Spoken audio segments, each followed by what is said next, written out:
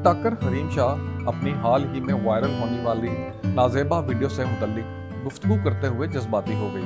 हरीम शाह एक निजी TV channel के शो में शरीक हुई, जिस दौरान नाजेबा वीडियो पर बात करते हुए हरीम ने कहा कि मेरे वालिदैन कई दिन गुजरने के बावजूद आज भी डिस्टर्ब हैं।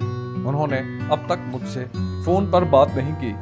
लोग मेरे वाक़े को मकाफ़ात अमल करार दे रहे हैं, लेकिन मैंने मुफ्ती कवि को उनके गलीज़ कामों पर थप्पड़ मारा। उन्होंने कहा कि शेख रशीद के साथ अगर मैंने गलत किया तो वो इक़्तिदार में थे, उन्होंने मेरे खिलाफ एक्शन क्यों नहीं लिया? ऐसा इसलिए नहीं हुआ क्योंकि मैंने किसी किस्म का कोई गलत काम नहीं किया था। लोग मुझे कह रहे हैं कि ये मकाफ़ात अमल है, मुझे ऐसा नहीं लगता। मुझे आज भी इन चीज़ों पर कोई मलाल या रंज नहीं।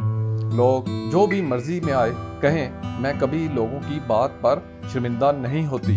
इस दौरान शो की मेज़बान मथीरा ने हरीम शाह से मुख्तलिफ और मुश्किल हालात में मुतमईन नज़र आने से मुताल्लिक सवाल किया तो वो रो पड़ी।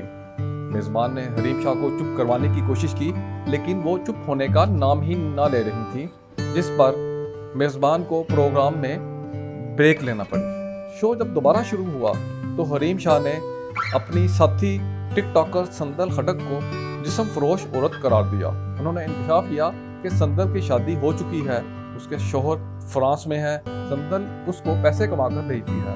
उसको मैंने बहनों की तरह रखा, लेकिन जब वो अपने कदमों पर खड़ी हुई तो उसने उसी थाली में छेद कर दिया जिसमें उसने खाया था। टिक टॉकर का कहना था कि संदल 7 से 8 साल मेरे साथ रही, लेकिन इस दौरान उसने कभी कुरान पाक नहीं पढ़ा, रोज़े नहीं रखे।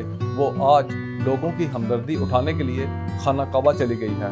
वो तो इस्लाम से दूर है।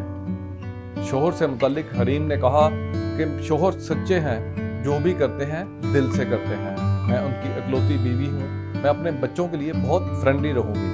मैं बच्चों को किसी भी चीज़ से दूर नहीं रखूँगी। मुझे भी जिस चीज़ से रोका गया, मैं उस चीज़ की तरफ ज़्यादा मुतवज्जो हुई।